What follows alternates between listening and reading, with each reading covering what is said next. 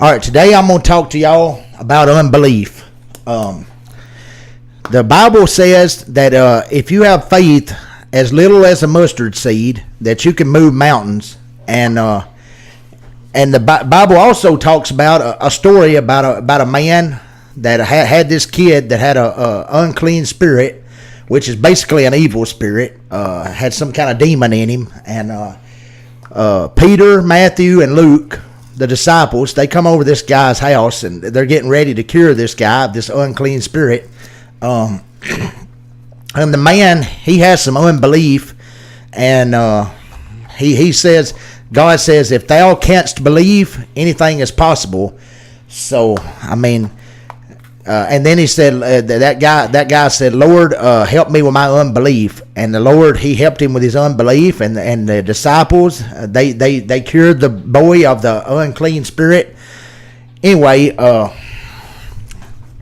I too have dealt with unbelief in my lifetime, because I didn't get saved and I didn't become a child of God and give my life to the Lord Jesus Christ until I was 30 years old. And I remember it like it was yesterday. I was sitting down there at the IVAG Park. Y'all all know where it's at, but I was sitting down there and I had a pastor friend of mine. He's not 100% pastor, but he's a friend that I've known all my life, Mr. Junior Nesbitt. He come down there and he prayed with me, and he told me the seriousness about accepting Jesus into my life, because I had actually dealt with a lot of stuff throughout my life up until 30 years old, and I had a lot of unbelief, and I was worried about dying, and just had a rough life. I mean, I was into a bunch of junk that I didn't have no business being into, and I knew that I needed something. I mean, I was empty inside. I didn't know what I needed at the time, but I knew I needed something. So I had to call up like I say, one of my part-time preacher friends and tell him pray with me and help me figure out what I needed. Because I said, Junior, something's missing. And he told me, he said, you need Jesus in your life. And I said, yes, I do. I knew right then that that's exactly what I needed. But anyhow, the message I guess I'm trying to get across is if you have unbelief, there's a higher power out there, and his name's Jesus Christ, and he's willing that no one should perish, but everybody should have everlasting life. So my point is, if you ain't saved and you don't know who Jesus is yet, it's time to give your life to Christ, and you can do that, because you don't have to die and go to a place called hell. But that's all I got for today.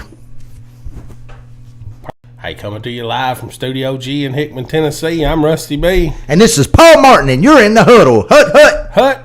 All right.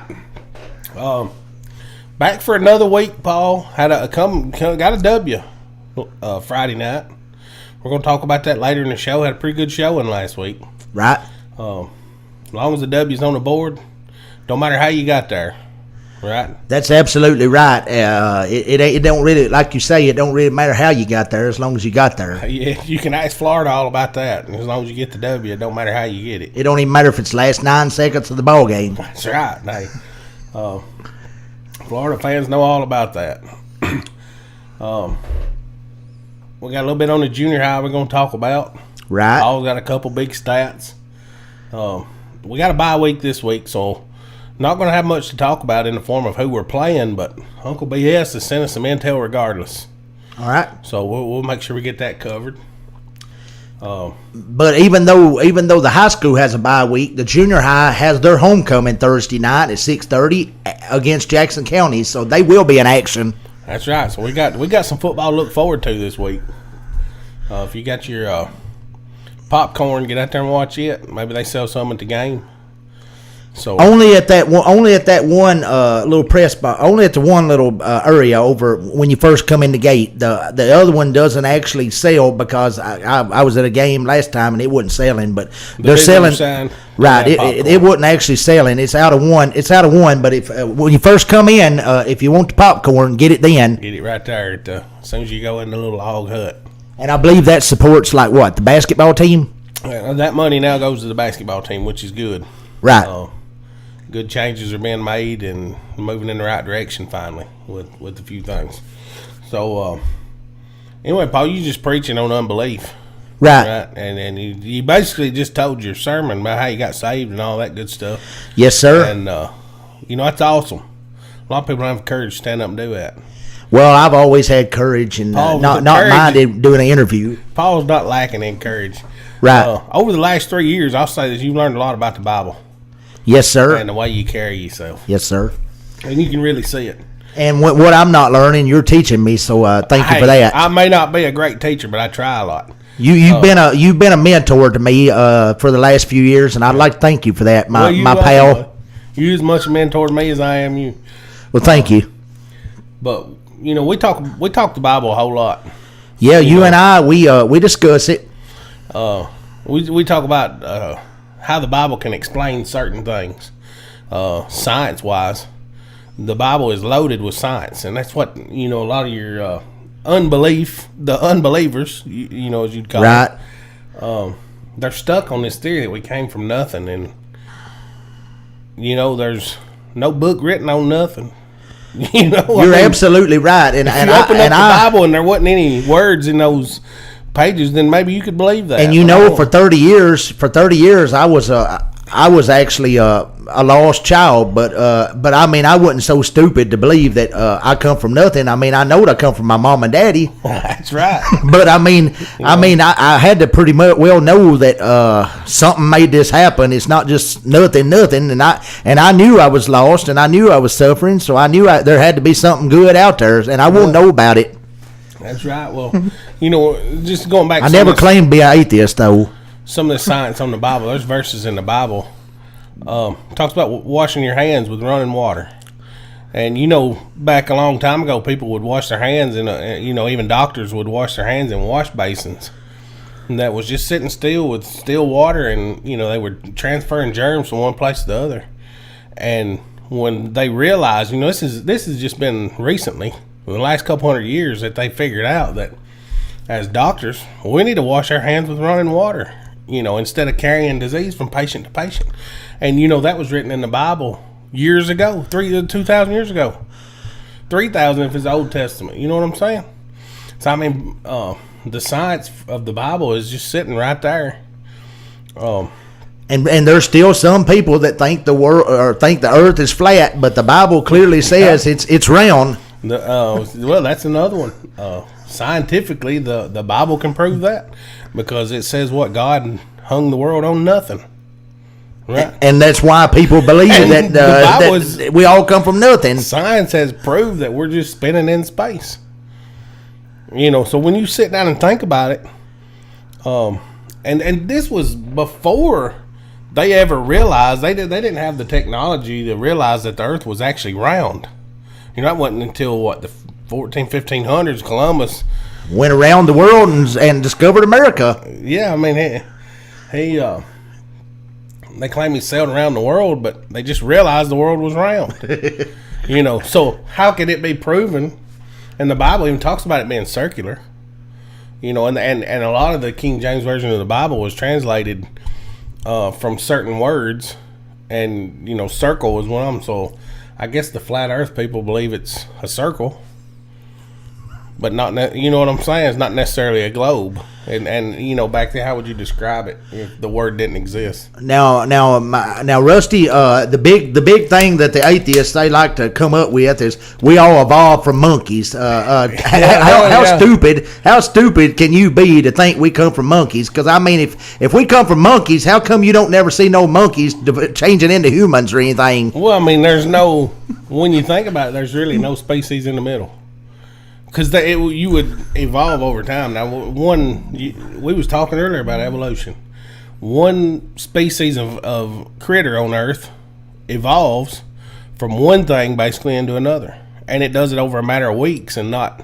And that's the tadpole. It goes from the tadpole to what's the next cycle? The frog. I guess it goes from a tadpole to a frog. I don't know. But it's got like 2 or 3 different cycles into a frog. Science and biology and all that good stuff, and I'm sure there's a teacher out there that could tell us, but that evolves over 2 weeks. It's not really like it's been happening for millions of years. And And the Bible was clear when it says it is finished. I mean, we're not going to change into anything else than what we already are. It's not like we're going to grow another ear or another eye anything you or see none of today, that. It's finished. Anything you see today, like your crops. All right, now,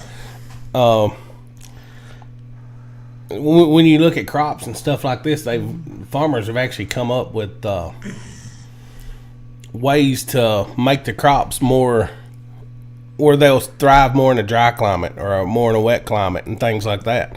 So they've scientifically developed the crops, GMOs and all this good stuff you hear about. But like you said, the Bible, God said it was finished. That was what, the sixth day? Yeah. The sixth day. And then on the seventh day, he rested. He said it's finished. And when he said it was finished, he meant it was finished. This is what it's going to be. And at the end of the Bible, we already know who's going to win: Jesus Christ and all His followers. So, my point is, I'm gonna explain. The devil don't win. You're right. Now, some of the most, I guess, gamblers, they gamble a lot. Just take yourself. Paul liked to gamble a little bit.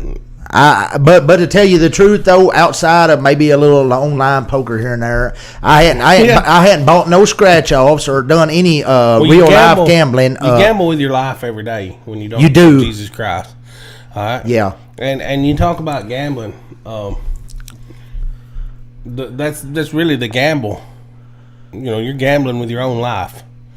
And especially this, if you take any gambler, all right. And a bookie was to come to him and say, look, or there's whoever, if Vegas says, look, this is a lock, most time they bet that way, right? They say, look, or maybe got some inside sources that say, hey, this game's going to wind up with this score, and the players are in on it, and everybody's in on it, right? This is the way it's going to be. Would that gambler bet against it? No. And the point my co-host over here, Rusty's trying to get at is he's trying to say, if you want the victor. He's saying if you want the total lock, you go with that man Jesus Christ, because he is the lock. And if you follow anything but him, you're going to be on the losing team. That's right, and it says that. But the Bible explains a lot of things. Look at the study of the dinosaurs. Right. That's another thing science is always roll back to. The Bible spoke about the behemoth. Right. And then all these people claim it was what, the hippo. Right, but the rivers wouldn't move him. Of course, the hippo sits in the water. But then it had like a tail of a cedar or something, and it was, and that was the hippo's tail. It don't have that kind of tail. So the fact that the Bible called it the tail of a cedar lets you know it was a dinosaur. That's right.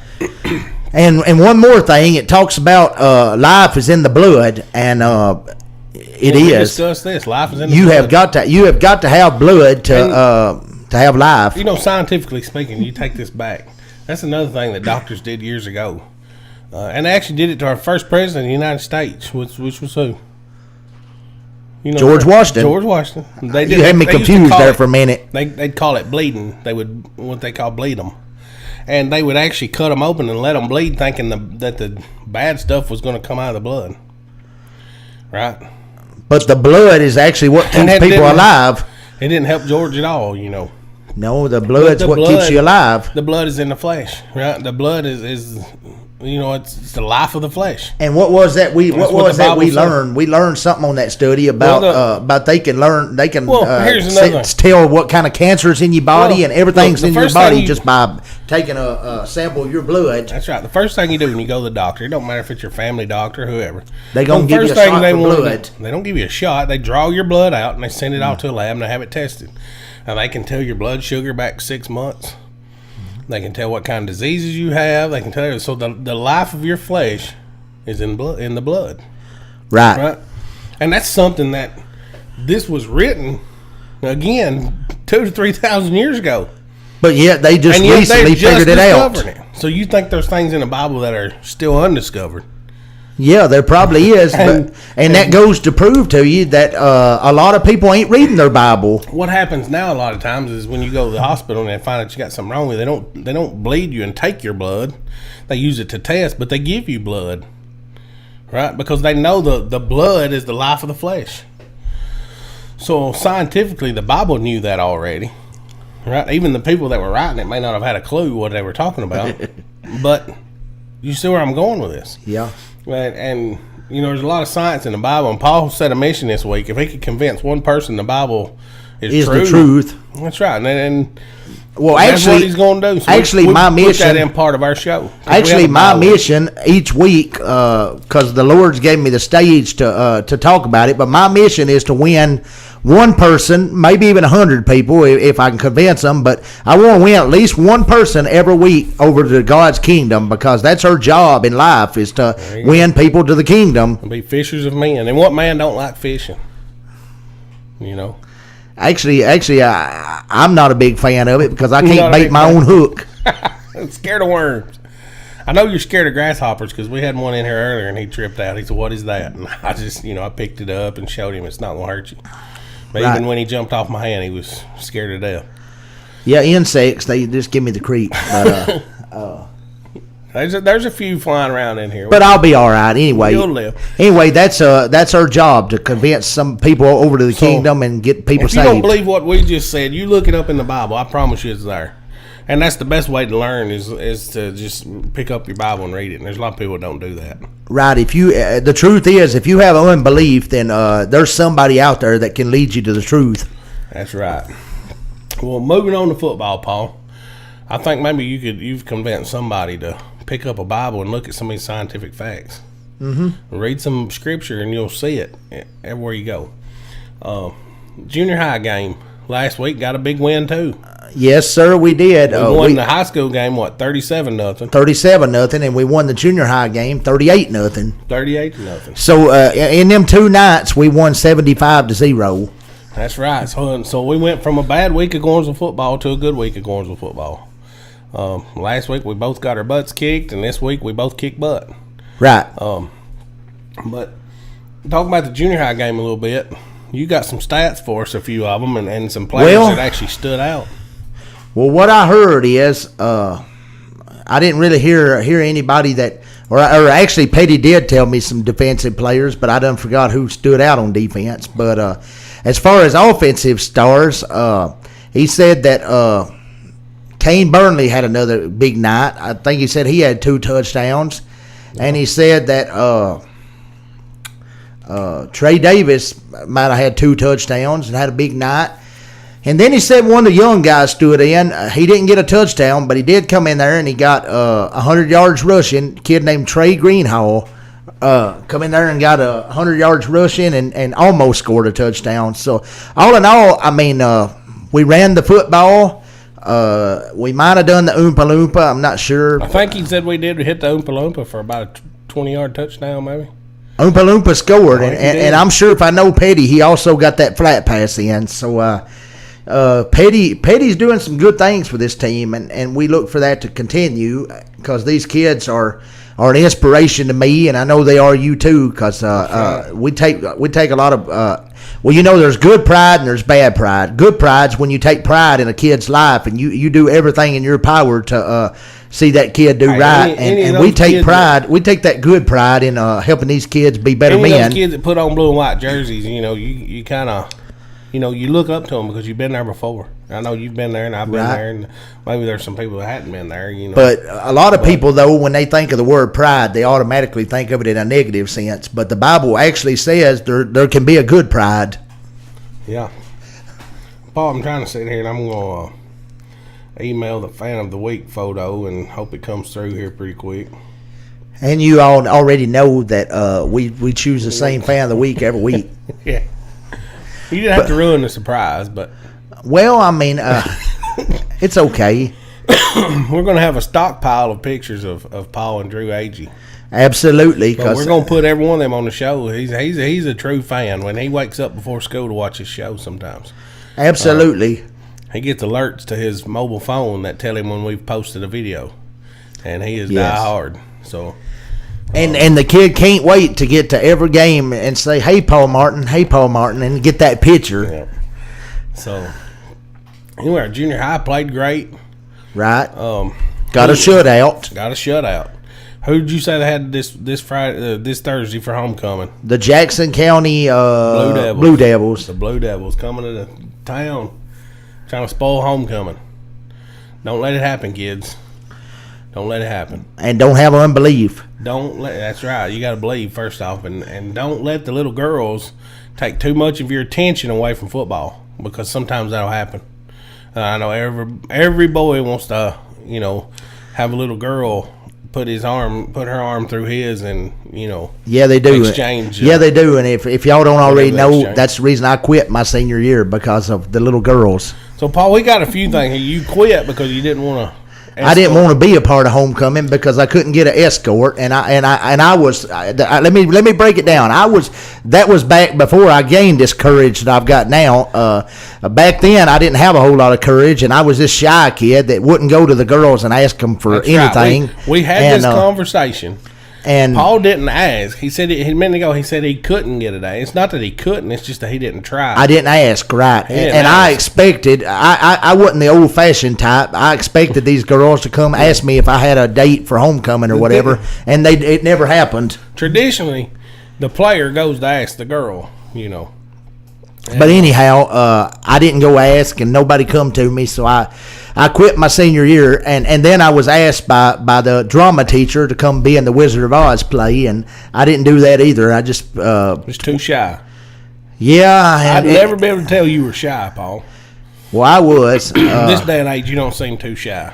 The only thing I had any courage about was getting out there during Coach Clemens' class and having those wrestling matches. Well, I'm gonna explain something. If you're a little boy and you're on the junior high team and you don't have a date for homecoming yet, ask one of these little girls. Build up the courage and ask these little girls, because they are dying to put on a dress and go to homecoming.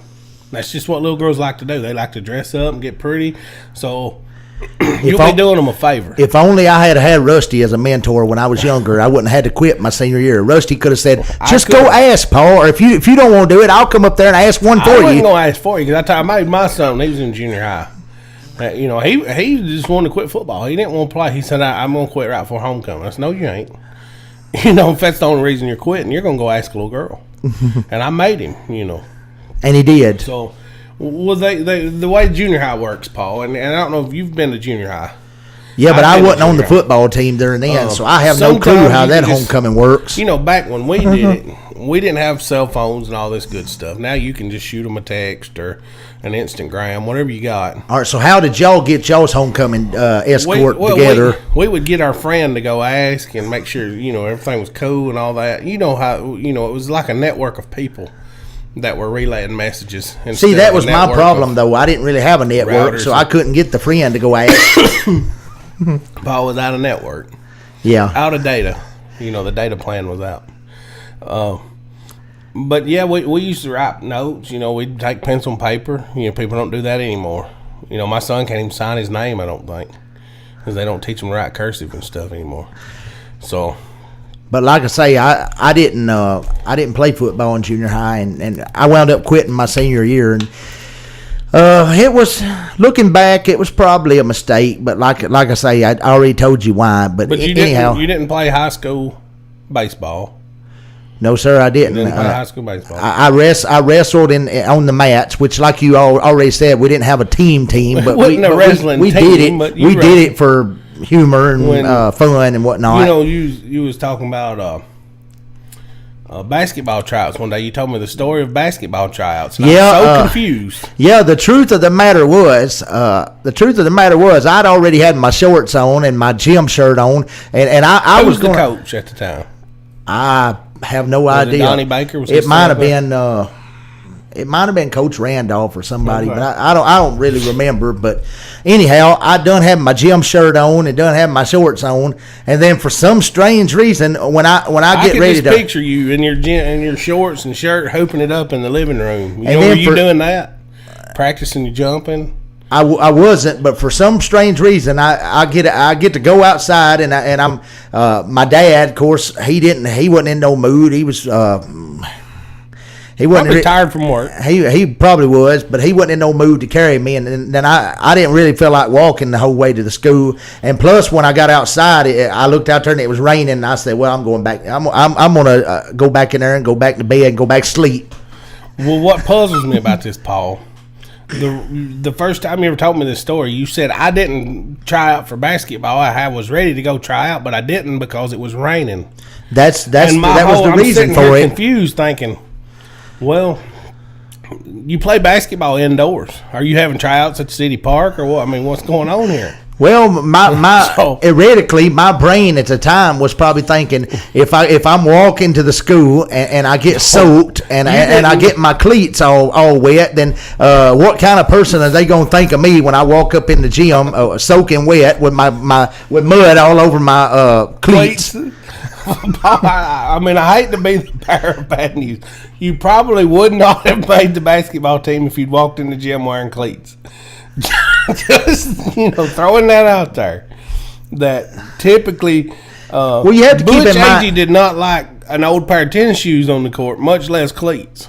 So you probably. So what did they run the floor with technically if they can't wear cleats? Just gym, like good basketball shoes, a new pair of basketball shoes. Well, I don't even think I even had none of them, no way. So I probably wouldn't have made the tryout team, no way. If you showed up wearing cleats, I'm pretty sure you wasn't gonna make the team. Probably not. I mean, in all honesty, that's just me talking here. I mean, I probably could have worn my wellness. Coach, I probably could have worn my wellness shoes.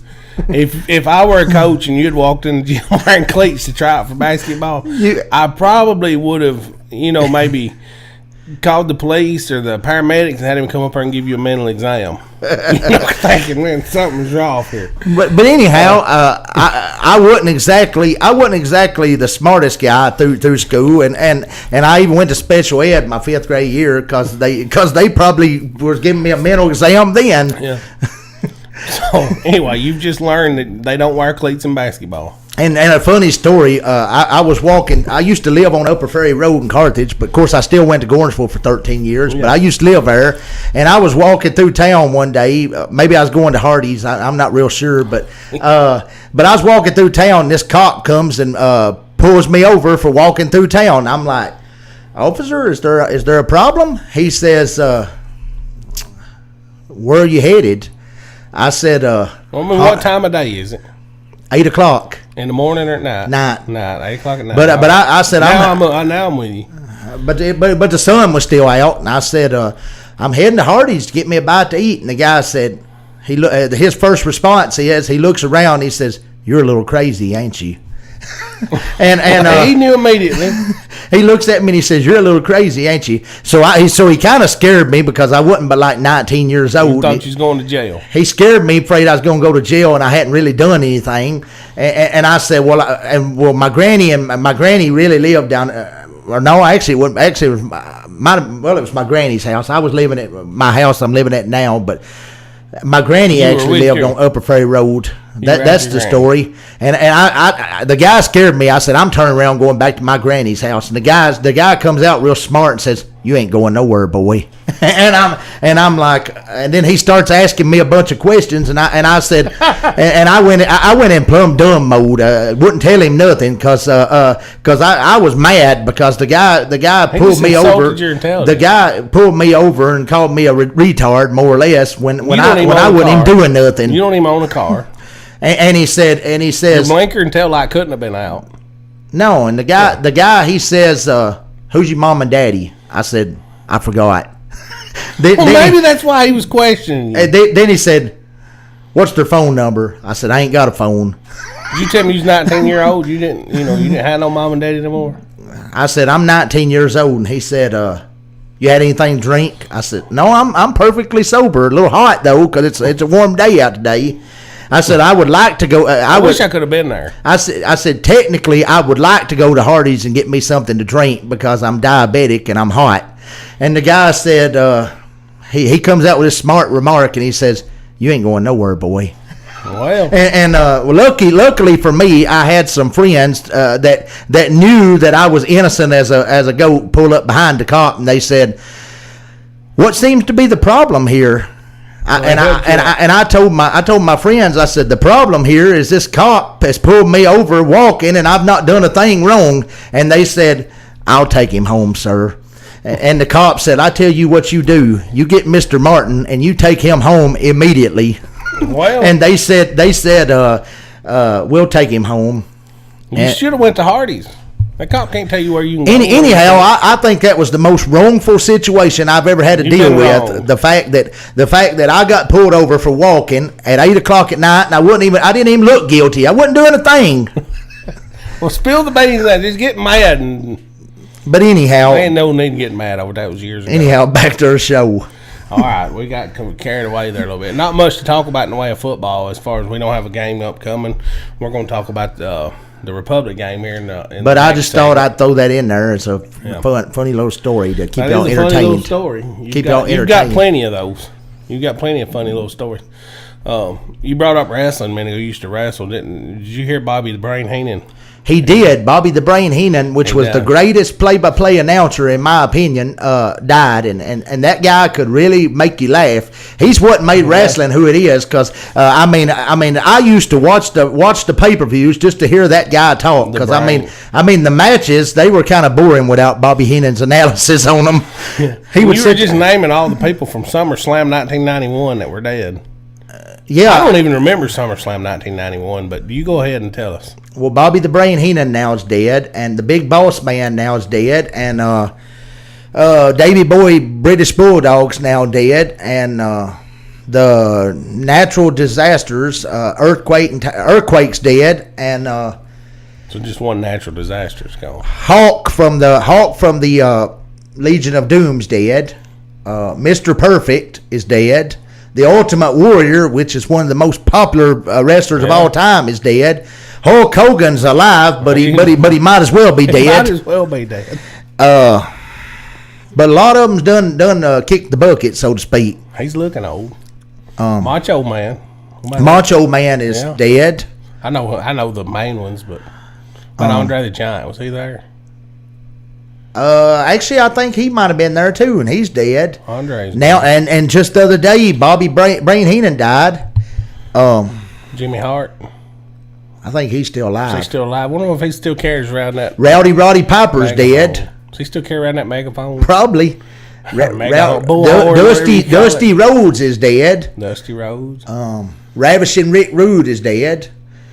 What about Ric Flair? You know he's still alive, but give us the Ric Flair woo. Woo! A little bit loud, but yeah, pretty good. So I'm sure we could think of a whole list of wrestlers. We brought up the other day that Paul was talking about all this wrestling. We're driving down the road, and I brought up the fact that my mama one time challenged Tojo Yamamoto, and you hadn't had a chance to ask her about that, and I told you to ask her. Right, but I hadn't seen her. And there used to be a guy named Boz. All right, I don't know Boz. You probably wouldn't. It's probably before you were probably too little, or maybe not even born. So tell us about Boz.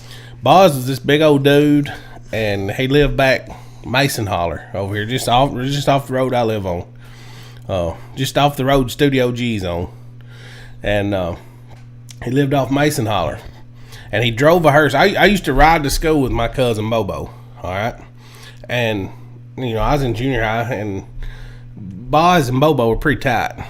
So before my cousin got a car, Boz would come pick us up, right? And we went to school in a hearse, right? And you talking about the first day he rose up, I'm not going to school today. I was trying to play it off, try to play sick and everything else. But my mama made me go to school. But Boz was a cool guy, but he drove a hearse, and that's basically that's about all I remember about Boz. That, and he was he was almost like the Undertaker, an Undertaker like character. Yeah. He was gonna back my mom up in this fight against Tojo Yamamoto, but that was back in the day. My mom also played donkey basketball. You remember that? Where they, get to ride donkeys and play basketball and try to score. I think that was at maybe New Middleton School or something. I'm not 100%. I just remember my mom rode a donkey, and we still got a picture of it. I'd love to get hold of that picture. For all the ones that don't remember Tojo's saying, tell us about that saying, because you told me about it. Tojo was the, what do you call him? The heel. The heel. The heel is the bad guy wrestler, and then the face is the good guy wrestler. So he was the heel. I'm not a huge wrestling fan, but back when I was a kid, I watched it. And then there's a term called kayfabe, and that means you don't break character. Whatever your character is, you take this character with you through life and everywhere you go, and you don't break character because that's part of your contract you sign. So if you're a bad guy, guy, when you go out in public, you have to really be a bad guy and sell it. That's something I didn't know. But anyway, that's we'll have to kayfabe. sign that character. We'll just have to sign that kayfabe release here, whatever your character is on the show. That's what you got to be in real life. Well, I'm the same all the time, so I'm not breaking kayfabe. You are. Anyway, Tojo, I'll never forget what he said. And then this was his thing, because I seen a wrestling documentary on him one time. For some reason I was watching. I think he lived in Franklin, Nashville, somewhere. I know he lived down that way. And he wrestled at a lot of these smaller events. Uh-huh. And he was of Japanese descent. And I think he was actually born in America, but I may have even been from Tennessee or whatever. I don't know, but I know he lived here. And when he would go to these small towns, he would always apologize for the Japanese bombing Pearl Harbor, and just he would be real sorrowful about it and about to cry, and just hate it for the people that went through that. But since he was the bad guy, though, he had to really sell his character. These little towns he would go in, like Gordonsville up here, he'd say, I really wish that my people hadn't bombed Pearl Harbor. And instead, he said he had lived there, that it was such a beautiful place, that instead he wished they'd have just attacked Gordonsville, Tennessee. And then the crowd would turn on him. And that, I think my mom kind of bought into that and tried to fight Tojo over it. So she's real proud to be from Gordonsville too. She's actually from Virginia, but she's a Tiger. She graduated up here. But yeah, Tojo would say that every town he went to, he hated that his people would bomb Pearl Harbor when they could have attacked Gordonsville. So, and that would get everybody riled up. So, which essentially, anyway, that's your job as the heel, is to make people boo you. He did his job, man. He did it well, because people hated Tojo. I know a guy that hated him so much. One day they're driving down the road, and this is a true story. My dad tells me this all the time. I think it was a guy named Gordon Wood that he used to work with, and they pull up at a red light, and I don't even remember where they were. He could tell you. And Gordon loved wrestling. He was a huge wrestling fan. But not exactly a Tojo fan. They were somewhere off in Nashville, and they pulled up next to Tojo Yamamoto at a red light. And he said that Gordon started honking his horn and made sure to give him the middle finger before he drove off, and just hated him that much. So he did carry that kayfabe or bayfabe, whatever you talking about, through and carried his bad guy he must have carried it everywhere. People hated Tojo, but and deep down he was probably a good guy. It just, that was his wrestling persona. But anyway, Paul, let's hop to a commercial break. Anything else on wrestling you got to add? No, that's pretty much got it covered. Pretty much got it covered, but we'll be back, and we're going to talk about this big Republican, the Republic win. I'm sure some Democrats out there is probably going to turn the show off now. We're going to talk about Republicans, but we're going to talk about the Republic win and how that went. And keep listening. We'll be right back. All right. Watching, however you do it. A lot of people don't watch. They just listen to it going down the road.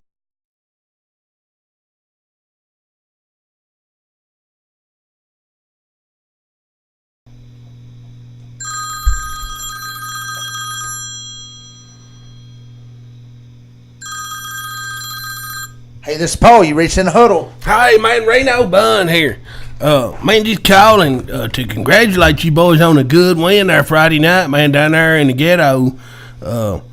Right there next to where they used to, my granny wanted me to send me to school down there one time. I was acting kind of ugly and stuff back when I was a kid. She tried to send me off down there to go to that school, and I'm kind of glad she didn't, but not the same school you played, but the same location and stuff, man. That Republican high school, looked like I had some pretty good athletes, man. Just couldn't get her done. Still played good and tough, man. The little 28 kid there, man, the old Wild Thing, man. I think what I nicknamed him last year, man. The Wild Thing went wild on him down there the other night, man. Broke an old legend, American legend, and a hero of mine, Al Bundy's record, man. For Al Bundy got 4 touchdowns in one game, man. The Wild Thing, man, got 5 touchdowns in one game, man. It's hard to beat you up there with a very elite group of people.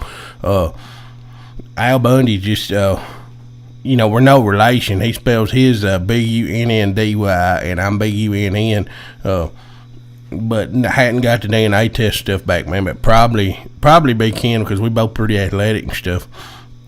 Polk High Panthers, man. He was a legend. Look him up. If you don't know who he is, YouTube him. heck of an athlete, man. I tell you what, one time I think, when he scored 4 touchdowns in one game, he got out of paying state and local federal taxes and stuff like that. So maybe Wild Thing won't have to pay no taxes and stuff when he turns 18 for getting 5 touchdowns in one game. Had to look into that, man. Ain't 100% sure, but I think maybe with a performance like that, maybe they ought to put Wild Thing, put his name on the marquee up at Turney Ford Field or something other, man, because that kid's shining this season. Got a bunch of yards stored up and packed away, hoping to break his record last year, 16, right at 1,600. Still, man, real good performance our Friday night. Of course, you got to have a good surrounding cast, the supporting cast to go do it. But hey, boys, hang in there. Enjoy your week off, man. Got a week off. Think I'm gonna go catch a game. Might go catch Oakland Blackman, man. See what's going on down there. And anyway, I'll see you boys next week. And don't forget, 2 Friday nights from now against Monterey, man, you're gonna have to brood up. Now, all you little boys in junior high game, when we probably need to discuss this, y'all got the homecoming coming up. Get up there, get early to the game, and make your mama get you some brood, man. Get out there and brood up for them little girls, man. It'll help you out. I'm telling you, man, you just need to put on an extra squirt or two at night and get out there and brood up. And you boys take it to them. And I'm going to holler back at you boys. Uncle BS went deep into research this week, and the old compact Presario can't find one instance where the Titletown Tigers lost during the bye week. Not even during the disastrous 1917 season. Uncle BS says the streak continues this week. Tigers 100, bye week 0. Now to the biggest game in the state so far this season. Number 1 Oakland versus number 2 Blackman in the Inferno. We all know the connections between Gordonsville and Oakland, and we love the Patriots almost as much as our Tigers. Best of luck to In the Huddle's 2 biggest fans in the borough. Jackson and Cowan's Patriots 24, the Blaze 20. Oh, 24-20. Good prediction. That's all he's got. What's your prediction on that game while we're here? Let me have 35-14, Oakland. Oakland, 35-14. That's style because Blackman's got a good ball team. 35-14, Oakland. All right, what do you say? They got a kid from Gordonsville playing on that Blackman team. I know the kid's name, Michael Brown. He starts on the line at Blackman, and he played junior high in Gordonsville with this class now that's up here. I think maybe he's a junior. But what's your prediction? Man, I'm going to say it's close. I'm going to go 27-24. I'm going to go with that route. Oakland. It's hard to go against Oakland. All right, that's all we got for Uncle BS's statistical research group. Welcome back to In the Huddle. Hut. All right. Well, Paul, we're back. We're going to talk a little bit about Republic. 37-0 win for the Big Blue. Yeah. And at times it wasn't pretty, but we got the job done. That we did. Going down there, we didn't really know what to expect as far as facilities goes. We had to deal with the issue of no scoreboard, right? No time clock, nothing like that, no play clock, things like that. And I'm sure that made it really hard on, Pat and Keith up there in the booth and those guys, not having a clue what the. And even when they was on that one side of the field, from watching it on Huddle, we couldn't even see the numbers on them players. So that would have been difficult on them because they would just been guessing at it. Yeah, we had one of them facilities where both teams sit on the same side that I don't like. We had a track between us and the field, but their new school, maybe they'll get all that here in the future. I think the most students they'll ever have is like 720 kids, 750. Yeah. And, that's coming up in the next year could be a different story for that ball team because they're adding, I think they're going to add, 150 students? Students. Next time they come to enrollment, they probably have about 600 This kids. is going to be one of those teams over the next 3 years, with the next 2 years. I think we do it in 3-year segments. we're not going to know what to expect from them again. So it's going to be one of them things that could change from year to year, and they get 125 and 10 of them's athletes. It could be trouble down the road. But as Rusty was saying, we went down there Friday night not knowing what to expect, and we had a big game down there. I'm about to give you some stats if Rusty don't mind. I don't mind you giving them. We'll go through the game. I'm about to give you some stats on Braxton Givens. He had 196 yards rushing.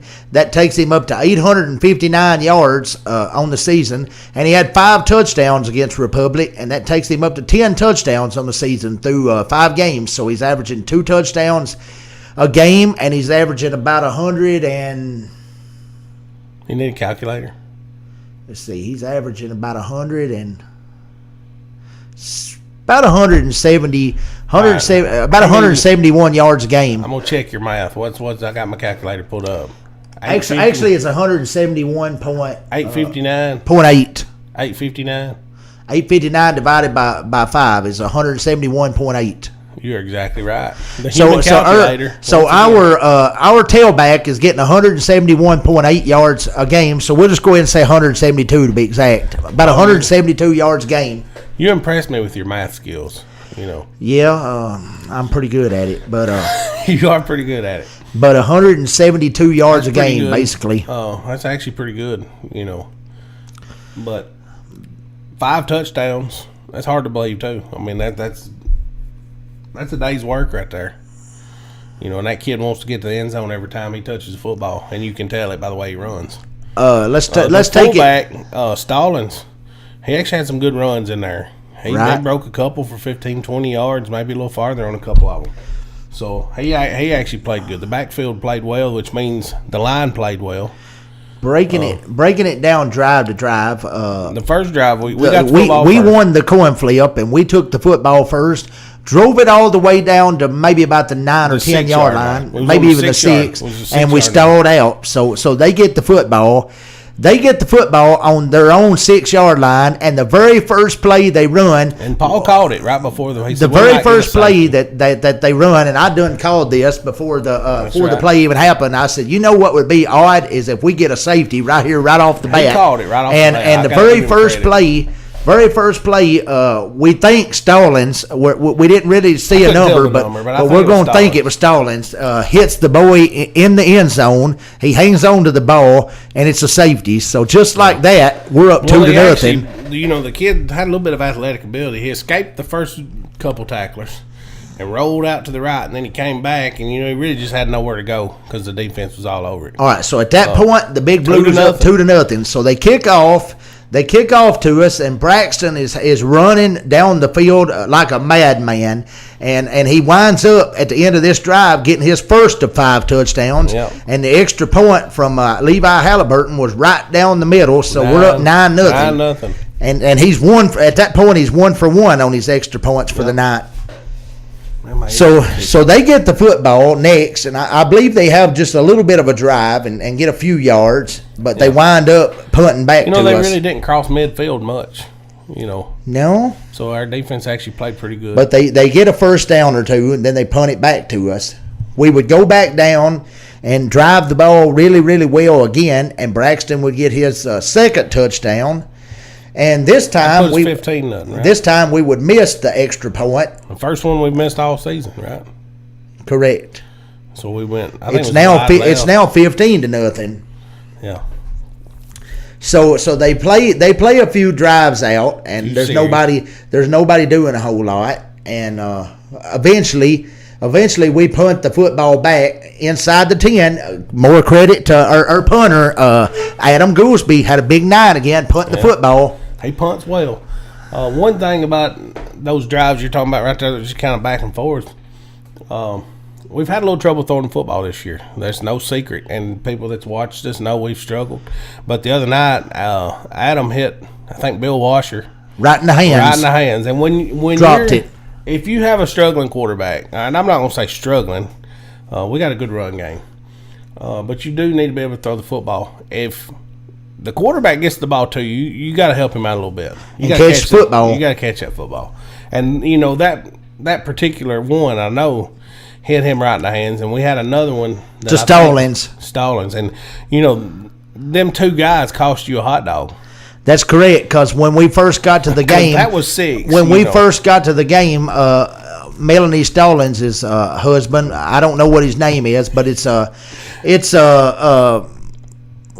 that kid's name on our football team? Stallings. Well, Dalton Stallings' daddy. When we first got there, Anthony's his dad's name. Oh, Anthony Stallings. We'll call him Earl.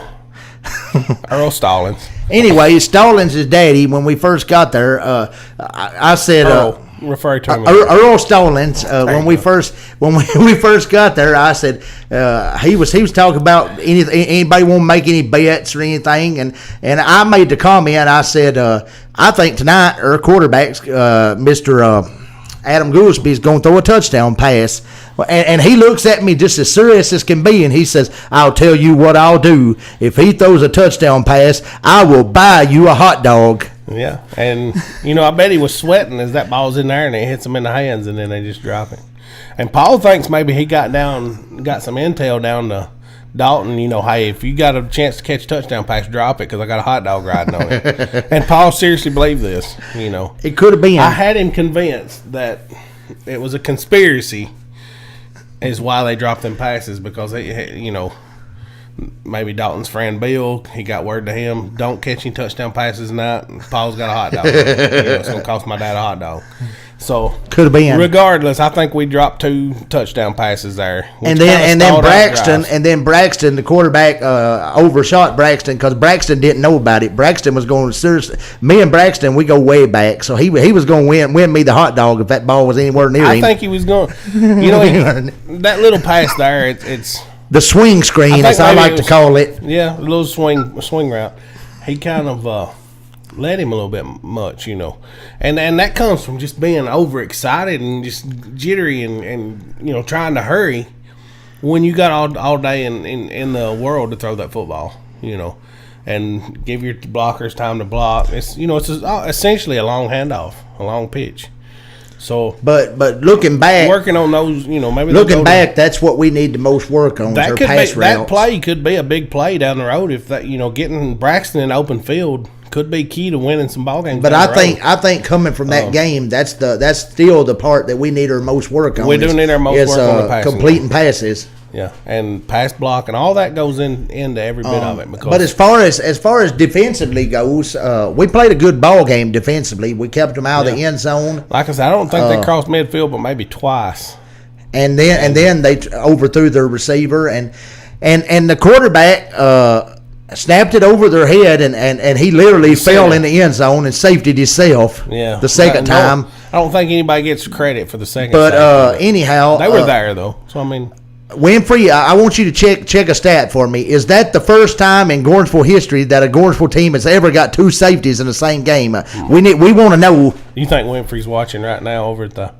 I don't know, but if anybody can, if he is, he could tell us. If anybody can check that stat out for us or get that stat for us, Rusty and myself would like to know. Is that the first time that a Gordonsville team has ever got a 2 safety game? I talked to Coach Vaden and Coach Bush. That's what I call him, but Principal Vaden and Vice Principal Bush, or Butch. I said Bush. Butch. And neither one of them ever remembered. Even Mac Petty, Coach Clemens, none of them guys remembered getting 2 safeties in one game. So that's probably historical. So it could have been another first. We had the longest field goal, we think, last season, 37 yards.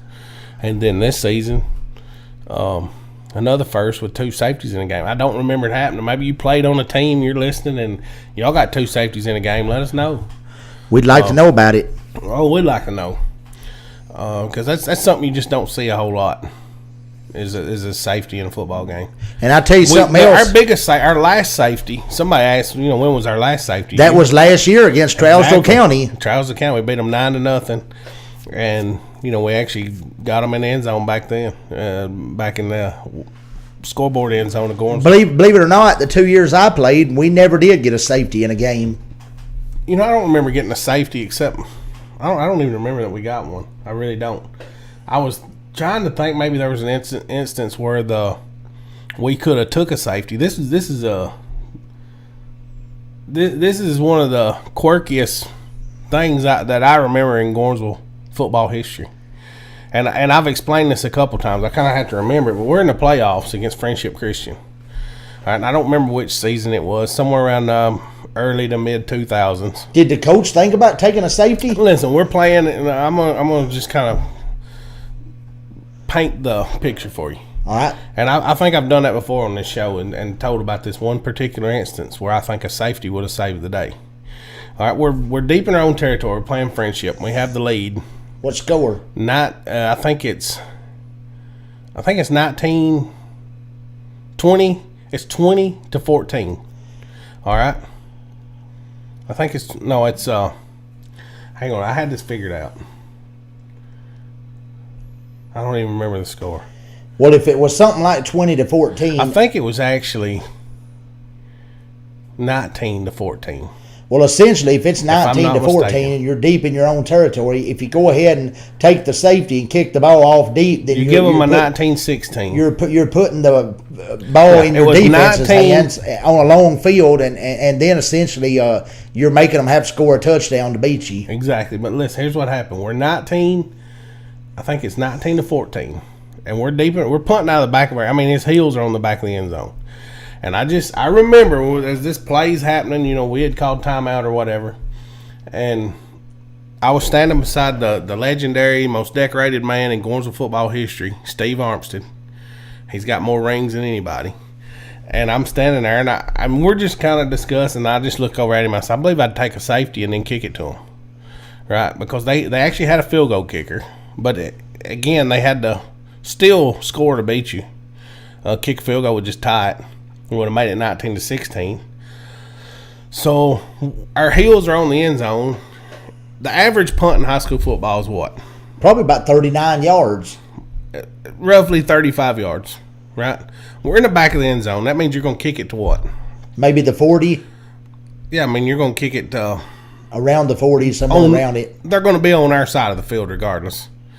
So, anyway, we punt the football, kick it. They get the ball somewhere around the 35, get a 15-yard return, and now they're inside the 20-yard line with over a minute to go in the game. Right at a minute. I think it was 54 seconds left. And it's still 19-14. Right, so you put a lot of pressure on your defense. But it's 19-14. And I think there was just a few seconds left, and on fourth down, they hit a guy running across the back of the end zone, and they beat us 21-14 or 21-19. So I think maybe that situation we could have made a decision to take a safety. You never want to give up points. I understand that. Some coaches won't. But I think that was one of the mistakes that we made, was maybe take a safety, give ourselves some breathing room, punt it to them. And our defense was playing good football that night. So I think that's one of the games we give away. And I think that game was actually go to the semis. So, it was a heartbreaking. Why didn't the coach want to put y'all on them on a long field? I don't know. With like a minute or so left, or rather well, than, I mean, it wouldn't have been a real long maybe a field 20 or 30 yard field. You've got to punt it from the 20, right? Yeah. That's the way it works. You punt from the 20-yard, you kick it from the 20-yard line when you give up a safety, right? 20 or 25. But essentially, they would have had to go 50 some odd yards that gave or more. you 25 yards breathing room. You got a little more breathing room. But I think on a safety, you have the option of kicking it deep on a kickoff or punting, whichever one you want to do, don't you? I think you do. Well, then you're better off kick it off. Well, typically you punt because it gives your team more time to cover because the ball's hanging in the air longer. So you don't want to kick it deep? No, I wouldn't. I prefer punting it. But like I said, punt it to them. They approximately had about a minute to go in the game or something? I think it was like 54 seconds, and they come back and beat us on fourth down. So our defense held strong. I mean, they had a lot of confidence in the defense, obviously. And maybe they knew something I didn't. But they did. They got the guy open in the back of the end zone and scored a touchdown on it.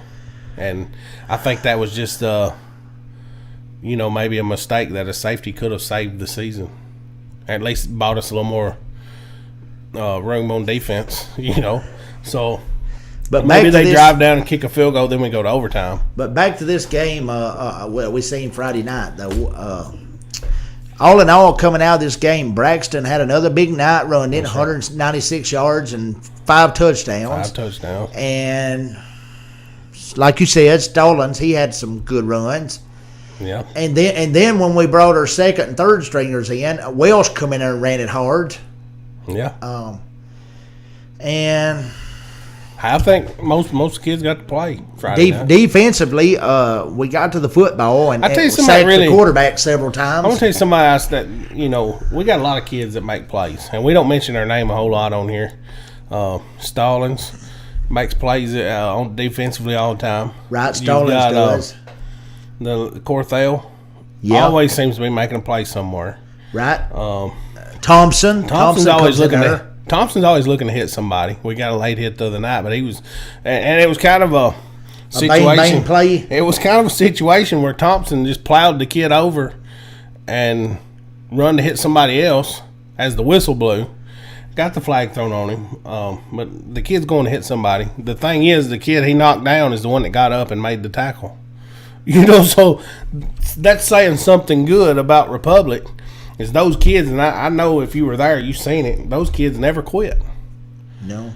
They were down and they hadn't won a game yet, and they have never given up. They played till the end, and in that sense, you got to pat them on the back. Because it's tough losing a lot of games. You know how depressed our fans get when we lose and how bad they talk about us and all that. We're terrible, or we got to do this or we got to do that. I really think, though, that we can win out, don't you? I think we should win out if we play football. But you can never that's not a guarantee. You've got to show up and you got to go to practice and work hard. But like Uncle BS said earlier, regular season. Like Uncle BS said earlier, we're favored to win this week. We're favored to win this week. Bet on the Big Blue. But right, that's something that you have to work on. Is you got to go to work and practice every week during a bye week. You still practice for the stuff you struggle with. And, I think come playoff time, we're going to have to be able to throw the football because you're going to run across some good teams. And as good as Braxton is, he can't do it all. He can't do it all himself, and running the football is our strength. We know that. But we still need to be able to throw some passes. And part of I'm not a coach by any means. I've watched football a long time, and we discussed this last week. You get down inside the go in the red zone, maybe down near the goal line, and teams like to throw the football. We talked about it last week on the show. Washington State did it, right, when they got an All-American tackle, and the University of Tennessee just did it. Yeah, I mean, they had it first and goal. They had it first and goal at about the 3 or 4 yard line, and they come out there and throw the ball every single play. And then I think they maybe take a field goal when they ought to have been in the end zone. So I mean, the fact they lost, it's their own fault. 90% of the time, when you start throwing in the red zone, what you're gonna wind up doing is throwing an incompletion because the coverage is super super tight, and you're going to throw incompletion, stop the clock for the other team, wind up kicking a field goal, and essentially get yourself beat more times than not. Yeah, and you got to have a little confidence throwing the football. And I'll tell you something else I hate. Our team just and the team has got to be confident that they can throw the football. And I'm not talking about when I say the team, I'm talking about the coaches. I'm talking about the players have to believe that we're going to catch the football and be able to move it that way. But I'm a big fan of, like you say, of running the ball in the red zone, because when you got the line that we got, when you got the line we got, there's no excuse not to run the football. Just like I said at the first of this season, we started talking.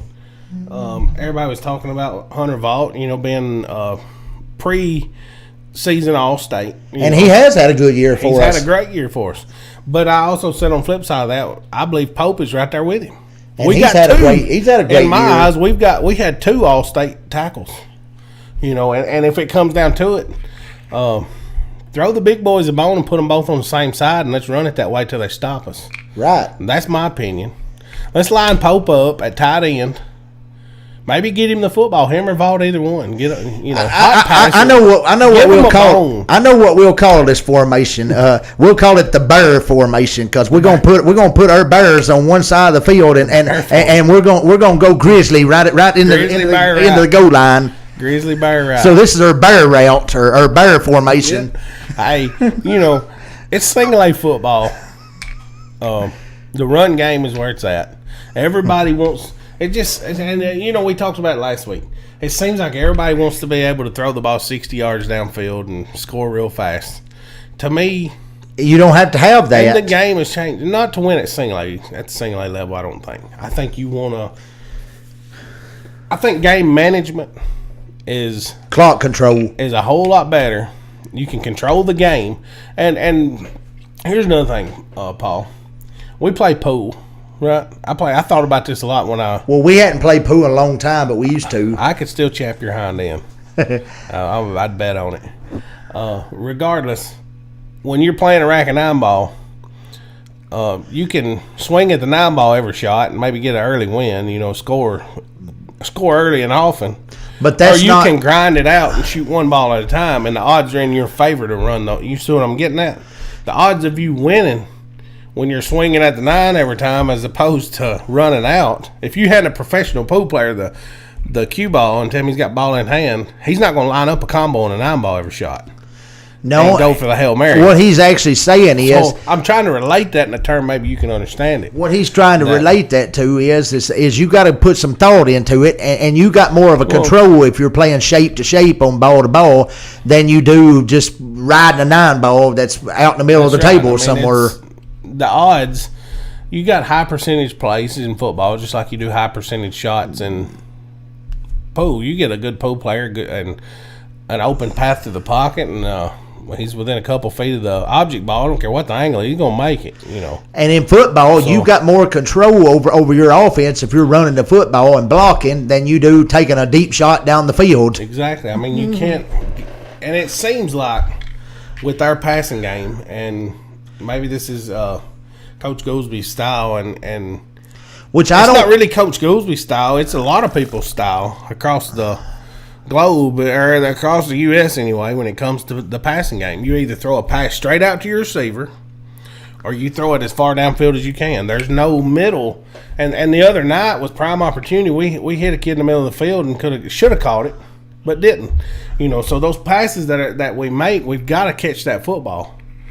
Right? I mean, you have to. If that ball is near you, you got to catch the football. But you see it in all of these football leagues. They either want to throw down the line of scrimmage on the little swing plays or flat passes, whatever you want to call them, or they want to just throw it as far as they can and hope to get lucky. That's right. The slant, you don't see the slants. You don't see the post You don't see the crossing routes as much. Yeah, it's just swing or deep. Our goal was to get somebody mixed up, and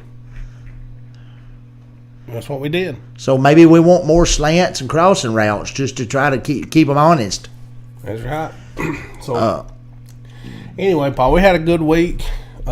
And another thing, as far as defensively, I absolutely hate when I see a team getting the prevent, because I don't call it prevent. I agree. I don't call it prevent. I call it it don't prevent anything. All it is you just let them check you all the way down the field and score on you. So if we're ever beating a team, you keep your foot on the gas, kids and coaches. Don't get in that prevent, because they'll come back on you faster than anything. You get in that prevent. If you're playing good defense, why switch it up? You don't. You just keep attacking. You attack. I know the rule is you just tell your safeties, look, corners, loosen up a touch. Don't make sure they don't get behind you, but keep playing football. The only way I like the prevents, if it's a Hail Mary situation, then I'd say send you about 5 guys down the end zone and then try to knock it down. You give them 8 or 10 plays and you're sitting back 20 yards, they're going to pick you apart. Any good college or NFL quarterback is going to do it. But when it's a Hail Mary situation, though, high school quarterback can do it. When it's a Hail Mary situation, though, you're better off just send about 5 guys to the end zone and then teach them knock it down. Yeah. Regardless, we had a good week. Right. A lot of kids got mentioned. One kid I was going to mention, and I watched this on the, I guess it was, Huddle? Yeah. I think my computer just went off. I want to mention. But regardless, I want to mention Austin Fan too for getting the interception. Austin had a big interception. We actually had a couple interceptions. We had a couple. Austin got one. Batted the ball. Who was the other one? Maybe Bill Washer or somebody. I don't remember, but I know somebody jumped up and batted the ball, and then it got tipped.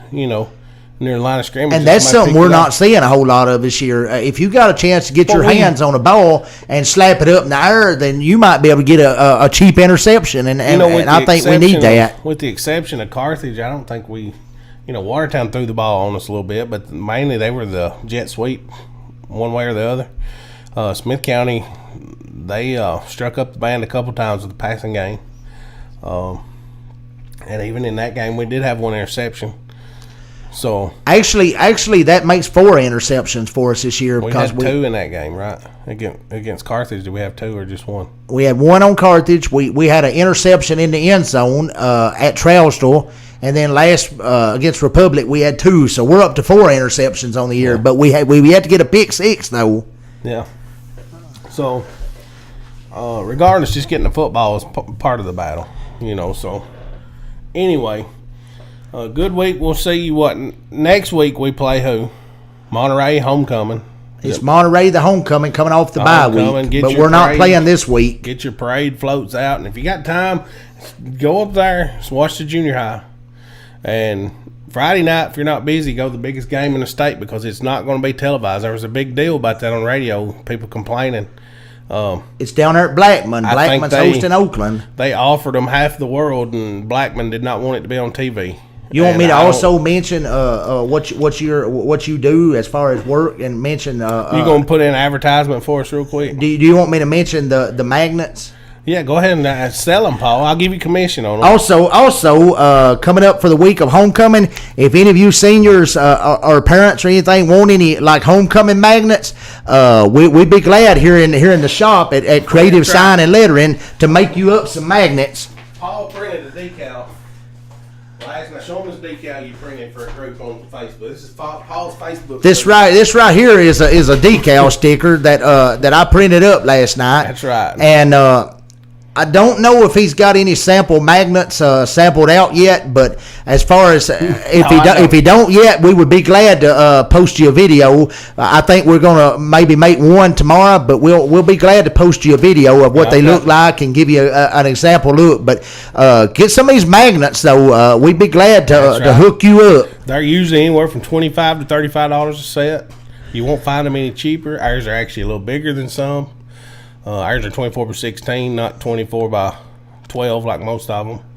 So, and we can make them as big as you want, cut them into a shape. We can do all that, Paul. Paul is the sign man. He's, trying to make him a little money. Yeah. So, earning commission. Any sales we get off this show, I'm going to just have them mention in the Huddle, the In the Huddle discount. That's absolutely right. Y'all mentioned In the Huddle, and I've got 10 orders already. I went ahead and got some orders, but I still might throw them a little bone if they... Maybe a freebie of some kind if they mention In the Huddle. Right. Tell them In the Huddle sent you. That's right. In the Huddle sent you. But thank you all for listening. We'll come back and see you again next week. Holler at you then. Homecoming, Paul. Are you going to be the Grand Marshal this year in the parade, or are you just going to sit and watch? We'll just have to see. I don't like to give away my surprises. Last year Paul took it upon himself to get out in front of the band, and just lead the parade all the way to school. So and nobody really seen it on the video, but Grand Marshal Paul. Maybe you'll get invited to do that one day. I would love to ride. I'd love to ride in one of the cars. Maybe Pat Warren can. Maybe we can finally get you an escort. Yeah, I mean that would be awesome because that's one thing I want y'all to know. I have never in my career got to ride in one of those cars. That's like a homecoming, have a homecoming thing in one of those cars, and that's like the one thing that I have never done in this town is be in one of them homecoming escort cars. We got Honey and Sweetie. We could ask, to be our escorts in the Christmas parade. Well, can't we get like a car or something to ride through the parade with the In the Huddle and the Honey and Sweetie crew? Well, not on the homecoming because that's for high school kids. But we're going to do that during the Christmas parade? Christmas parade, we might hit that up with Honey and Sweetie. You never know. That'd be awesome. That would be awesome. We'll have to talk to them. I know one of them. Actually, I know them both personally. I know one of them's mama. Both of them's mama. So I could probably just get on to their mama if they want. Maybe we'll get. Are you going to ask them? No, I'm very bashful when it comes to women. Still to this day. Once again. Still to this day. Honey and Sweetie, if you're watching, you're going to have to ask Paul to this thing because he's not going to ask you. Because I'm still bashful when it comes to women. That's right, but I'm not shy. They're both pretty girls, Paul. They are. Pretty old women. I said girls. They're pretty old women. They are. Maybe we can dress up like old men. Well, we are old men. What am I talking about? I got gray in my beard. And I'm getting old. Yeah. So anyhow, it's getting awful hot in this shop, so we're going to shut her down. I was going to pull his shirt up and flash everybody, but we're going to see you here next week. Same time, same place. We'll holler at you then. That's right. Go Big Blue.